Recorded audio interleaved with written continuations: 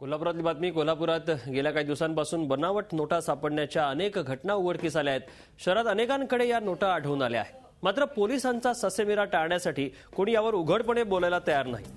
पण डॉक्टर प्रिया उपाध्ये या जागरूक महिलेनं मात्र याबाबत आवाज उठवलाय. त्यांनी याबाबत बँकेकडे तक्रारही केली आहे. बँक अधिकाऱ्यांनीही अनेक बनावट नोटा चलनात आल्याचं मान्य केलंय. प्रत्येक नागरिकांनी नोटा व्यवस्थित तपासून घ्याव्यात असं आवाहन देखील बँक अधिकाऱ्यांनी केलं आहे. या संपूर्ण प्रकरणामागे मोठी टोळी सक्रिय असल्याची शक्यता व्यक्त करण्यात येत असून या टोळीचा पर्दाफाश करण्याचं आव्हान आता पोलिसांसमोर आहे.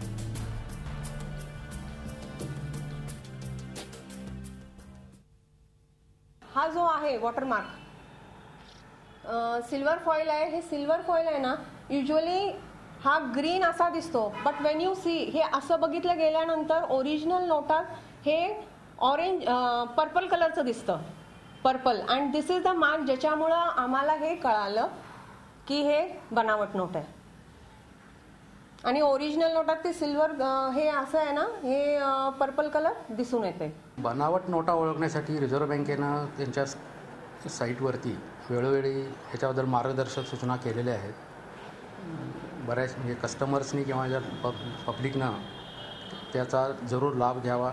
paisabuilder.rbi.org.in ही ती साईट आहे. त्या साईटवरती प्रत्येक डिनॉमिनेशन वाईज जेन्युइन नोटांची काय फीचर्स आहेत ही फीचर्स त्यात दिलेली आहेत. झी 24 तास एक पाऊल पुढे.